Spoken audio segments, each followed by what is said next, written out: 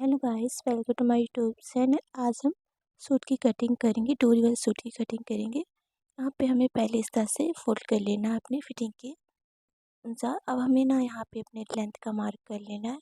इस तरह से अपनी लेंथ का मार्क कर लेंगे। जो भी आपका लेंथ साइज होगा ना, उसमें 2 इंच आपको प्लस कर लेना है। मार्जिन सिलाई के नीचे फोल्ड करेंगे ना, इस तरह से हमें लेंथ लेने के बाद अब हमें ऊपर से 4 इंच छोड़ देना है।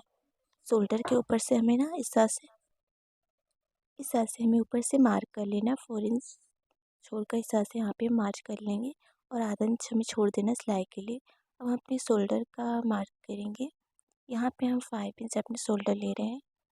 इस तरह से हम मार्क कर लेंगे पहले। फिर हमें ना अपने आर्म होल का मार्क करना है। तो इस तरह से ऊपर से हमें 4 इंच छोड़कर फिर हम मार्क करेंगे। इस तरह से 6.5 इंच पर हम मार्क कर रहे हैं। इस तरह से हमें लाइन स्ट्रेट कर लेना है। फिर हम अपने चेस्ट का मार्क करेंगे। जो भी आपका फिटिंग साइज़ होगा ना, इस तरह से हमें चेस्ट का मार्क कर लेना है। पहले इस तरह से हम मार्क कर ले रहे हैं, 8 इंच में हम कर रहे हैं। फिर ना उसके बाद 2 इंच मार्जिन लेंगे सिलाई के लिए। तो पहले इस तरह से हमें मार्क कर लेना है। इस तरह से हमें ऊपर से 4 इंच छोड़कर फिर हमें अपने कमर का मार्क करना है। इस तरह से हम नीचे कमर का मार्क करेंगे। 1/4 इंच पे हम कमर का मार्क कर रहे हैं। इस तरह से हमें कमर का पैर निशान लगा लेना है। फिर अब हम अपनी फिटिंग का मार्क करेंगे। जो भी कमर का फिटिंग साइज़ होगा ना, इस तरह से हमें मार्क करना है। फिर हम बाद में 2 इंच हम प्लस कर लेंगे मार्जिन के लिए। तो पहले हम फिटिंग के लिए इस तरह से निशान लगा लेंगे। उसके बाद हमें अपने मार्जिन को लेना है। फिर हमें ना हिप, पहले हम इस तरह से नाप कर बता दे रहे हैं। इस तरह से हमारा कमर है। अब हमें हिप का मार्क करना है। इस तरह से अब हमें हिप ऊपर से हमें ना 4 इंच छोड़कर फिर हमें हिप का मार्क करना है। 4 इंच हमें छोड़कर ऊपर से इस तरह से हम ऊपर से 18 इंच पे मार्क किए हिप का। इस तरह से अब हिप का हमें निशान लगा लेना है। जो भी आपका फिटिंग साइज़ होगा हिप का, इस तरह से मार्क कर लेना है। उसके बाद हम 2 इंच प्लस कर देंगे मार्जिन के लिए। तो पहले हम इस तरह से फिटिंग का मार्क कर ले रहे हैं। इस तरह से हमने 18 इंच पे मार्क किया है हिप का। इस तरह से फिर हमें स्ट्रेट लाइन करके फिर हमें ना अपने मार्जिन ले लेना है।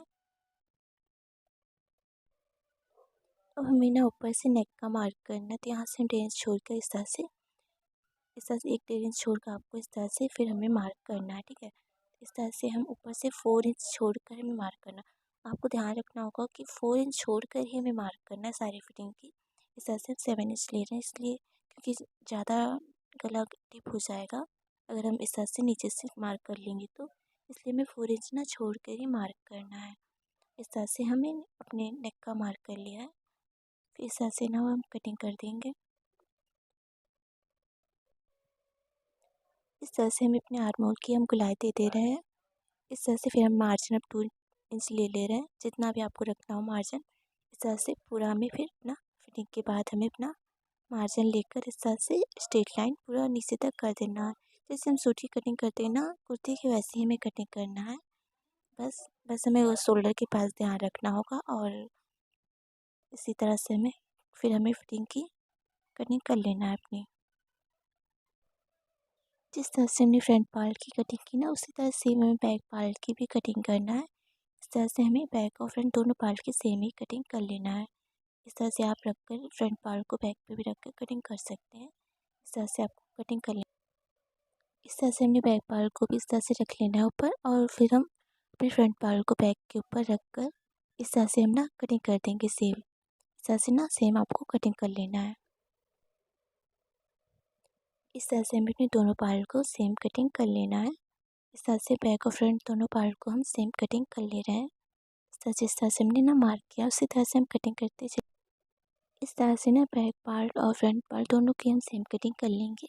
इस तरह से हमें कटिंग करने के बाद ना जो हमारा बैक पार्ट होगा ना, उस पर हमें नेक के पास ध्यान रखना होगा। अगर नेक आपको सेम ही रखना है तो कोई बात नहीं, बट अगर नेक आपको बैक का थोड़ा डीप रखना है तो इस तरह से आपको बस अपने नेक का मार्क थोड़ा सा बढ़ाकर कर लें।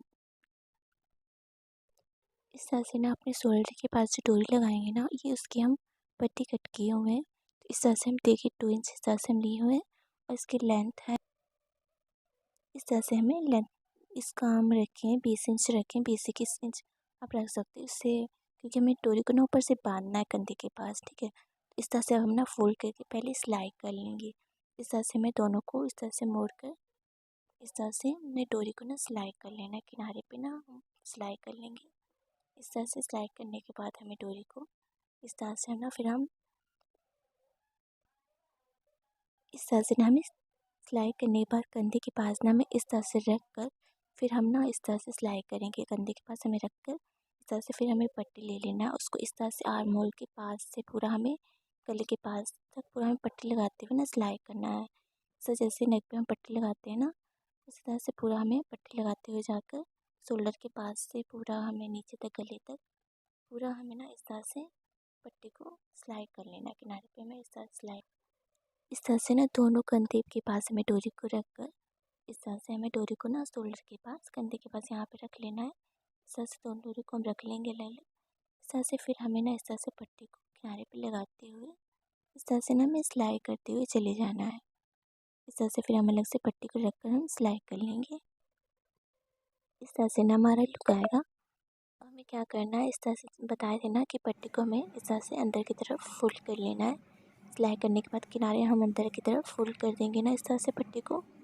फिर हम जब इस तरह से अंदर की तरफ हम फोल्ड करते हुए जा रहे हैं, फिर हमारा जो डोरी है ना जो सिलाई किए थे साथ में पट्टी के रख के, डोरी अपने आप ही हमारी इस तरह से ऊपर की तरफ इस तरह से अपने सिलाई करने के बाद ना अपने आप ही हमारी डोरी ऊपर की तरफ आ जाएगी। इस तरह से हमें